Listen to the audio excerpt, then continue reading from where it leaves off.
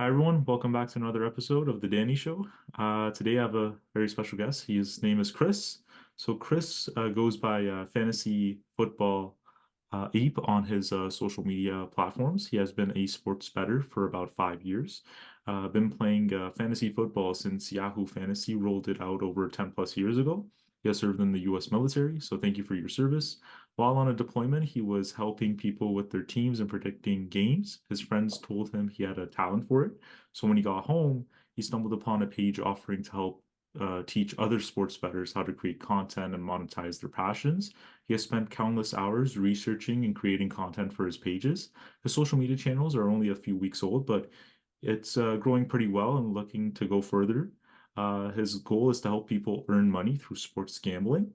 The economy isn't doing too great right now, and he sees this as an avenue to prosper. Many people just do it to make the game interesting, but he is here to make it interesting, but also hope people profit from it as well. And now Kris joins me live. How are you doing, Kris? Good. How are you? Good, good. Thanks so much for doing this. I really appreciate it. Yeah, yeah. Thanks for having me. No problem. So, I know I talked about a little bit about the U.S. military and how you served and how you kind of got into sports betting, but what exactly inspired you to get into this? Well, yeah, we were deployed and I was doing fantasy with the guys and everything because we were over there during football season. And I don't know, I just everybody was always asking me who to pick, what to look for. So I was helping them out. And then we couldn't gamble over there because it was Right, restricted, but we were just like picking games while we were watching it, doing them amongst ourselves, kind of. right, right. They were like, "Oh, you're actually pretty good at this." I'm like, "Yeah, you guys probably shouldn't bet with me anymore." So, I understand, man. I understand. Well, makes sense now that you've been doing all this content and becoming better at the whole content infusion with sports betting. Now that you've been in this industry, how do you keep like up to date with all these, trends and crazy stats and stuff? It's pretty hard. yeah, the sports that stuff isn't too bad because there's definitely resources out there that you can use. I have multiple sites. Mhm. I joined the group that you were talking about that like taught me how to do content and like Right. helped me monetize it. They have access to like a bunch of websites that do like the AI picks. So it Mhm. breaks it down, it gives you like the percentage and like the hit rates. Right, right. That's the easiest thing to use. And then there's also like you just look for the props, like I don't know, Carmelo Anthony, he don't play no more. So Kawhi Leonard, Sure. he's gonna get he's been scoring 15 points the last 10 games. His over unders 23 and a half. Like you just see what the trends are with the each sports player and go from there. Yeah, yeah, I see. So I wanted to know, like, because I'm not in sports betting, but since you've in this industry and you're kind of an expert in this industry, what are some of like the most like successful betting strategies that you kind of do for yourself? Like when like a guy does incredible one game and then all of a sudden he comes to a terrible game time he comes Yeah. out, like how does that pan out? You know what I mean? Well, I mean, no sports betters 100%. I'll tell you that right now. Yeah, right. So you just have to manage expectations and manage your bankroll. So like the best way to do it's like the sports bettors use is like a unit system. So it's Mhm. like usually a typical unit's about 1% of your bankroll. So if you have $100, that's a dollar, Right. and then that way you don't like bust the bank. But if you have plays that you really like maybe a straight play, you have the Timberwolves winning, and you really like love their odds. You use a full unit, if not more. Like I use maybe 5 units per bets that I really like. I never do like if you look on social media content, you'll see long shot parlays. That's Right. always like half. That's like you don't put $100 down on a long shot parlay because Hmm. maybe you win and you'll win a lot, but your chances are you're not going to hit it. I They're see. just fun to put on there. I see. I see. So it kind of ties into my next question, which is like, how do you balance providing like content to your audience with offering valuable insights as well? You know what I mean? So if you mean valuable content as far as like entertaining content, Yeah, like entertaining. Like, that's the hardest part of what I do now is yeah, like finding that entertaining content. clips. because obviously I'm not a sports photographer, so I don't sit there and videotape the games. Right. But Right. I like scour the internet, find the clips, make sure they're high quality, put them Mhm. together. Like if I have a certain player that's going tonight, I need to find his clips, Exactly. match the play that I like. That's like also the fun part though. I spend each video takes me about I've gotten pretty good at it now. It takes me about 40 minutes. Hmm. But before it was taking me over an hour. And then the longest part is finding the clips. The clips. Finding the play is the easy part. Like that's what I've always done. So Yeah, I know people in this industry, like myself, like yourself, people in the sports media industry, finding the clips and cutting them down is a really, really oh big yeah. pain for all of us because they're just too long and you have to dissect every single bit of the game, analyze it, see, okay, like I can use this clip because it's very persuading to my audience. Right, But right. but there's so many different ones in the entirety of the video, so it's kind of hard to Yeah. pinpoint. So that's a real pain, but it's so worth it at the end. And I Yeah. really like your content. Free writing scripts too, because otherwise, I mean, Instagram and TikTok, you got what, 45 seconds to a minute before someone, if that, before someone scrolls by. Right, exactly. Gotta catch them in the beginning. If you're plugging something like, hey, buy my VIP picks or hey, use my promo code, you got to do that. I usually do that in like the middle or the end because I don't want to bombard people with it. Right. So I'll typically do it like at the middle, I'll do a promo code because a lot of times it has to do with like if it's a sleeper app, the guy's got a discounted line that night. He's always the second pick, so I'll throw him in the middle and Right. plug sleeper. Right. But like to plug my like VIP picks that I charge money for, I do that at the end because that way I know if they've watched the full video, they're pretty invested Hmm. and they like what I'm doing. So I'm not going to waste other people's time with it if they're just there for 20 seconds and scroll by. Yeah, right.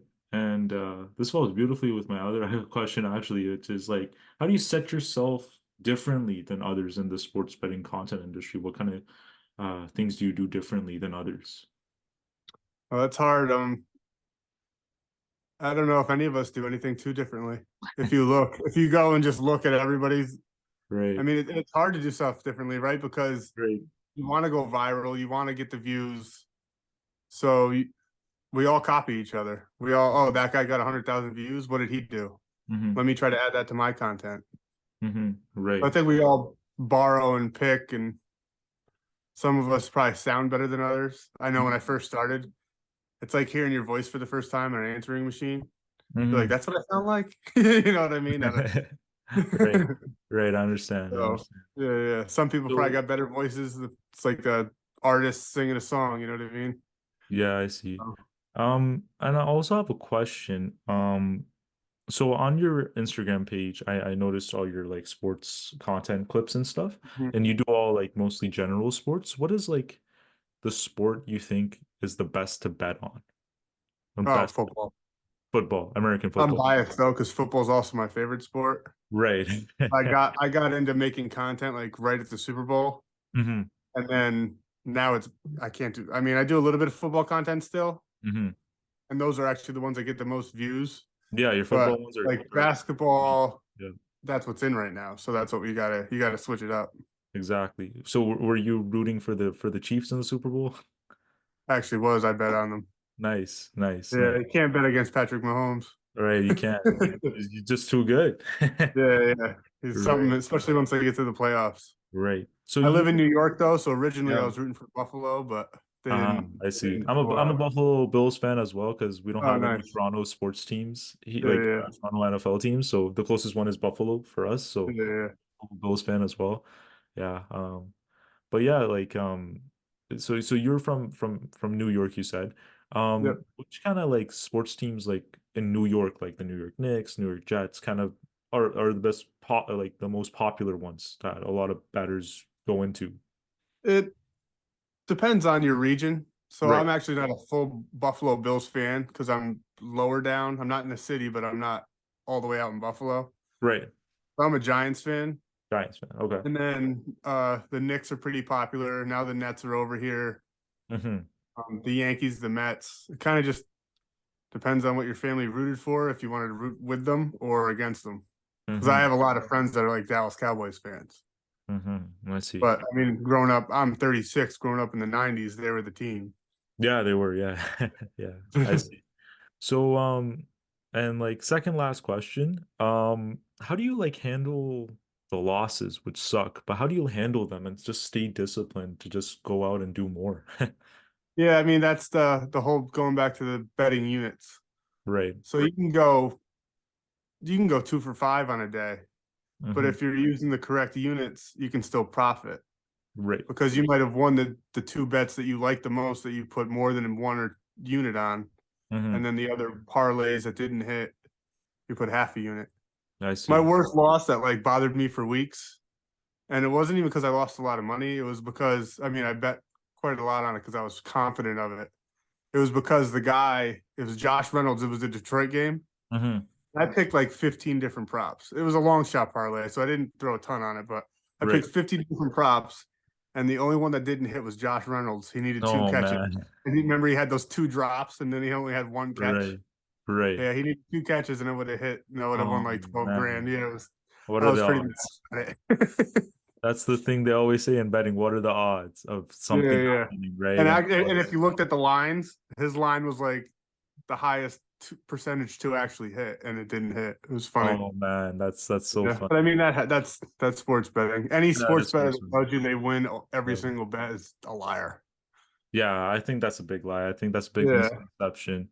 Like, do you think there's a lot of common misconceptions in this industry that people like think happen? You know what I mean? Like a lot of yeah. the I think that that's probably the biggest one is people think like they hear these guys on social media saying all they do is win, but there's also different definitions of winning, right? So like I said before, with it going 2 and 5 but still profiting, that's still a right, win. You right. might not have profited as much as you wanted to, but Mhm. you also go on like streaks. So like right now, I'm currently on a hot streak. Last week and like the beginning of January, completely cold. I I see. couldn't pick. I don't. You would pick the favorite plus 1,000, and they would end up losing. Right, right. So it's like, So yeah, like I also know in the sports betting industry, like there's this thing called streaks where like you just keep going on a roll, but yeah, then all of a yeah, yeah, sudden you might, cash out early. yeah, yeah. Well, when you're going on a roll, that's when everybody's buying the VIP picks, Right, and the then VIP when ones, you're on a right? cold streak, they might leave you. But Exactly. if you stick around and stick with it and stick to the unit, the betting unit philosophy, overall, by the end of the month or end of the year, you're going to be up. Hmm. I see. I see. Well, Chris, thanks for coming on the show. Final question. What advice would you give to beginners who are just starting to go into the sports betting industry? Beginners that are going into the industry, Yeah. find a group with people that have been doing it. That's what I did, and that they've been like instrumental to my success, teaching me how to do the content, Mm-hmm. furthering my research abilities, showing me different websites and apps that like show you so you don't have to do research on your own with a pen and paper, Right. where it's all broken down for you. You can pick like, oh, I like that pick. That's there's definitely tools out there that weren't there before because of the internet. Exactly. Exactly. So just stay alert, get with a group, get into like social media apps, get into the Yeah. internet and start doing it. Yeah. And if you're gonna do it, don't buy followers. Right.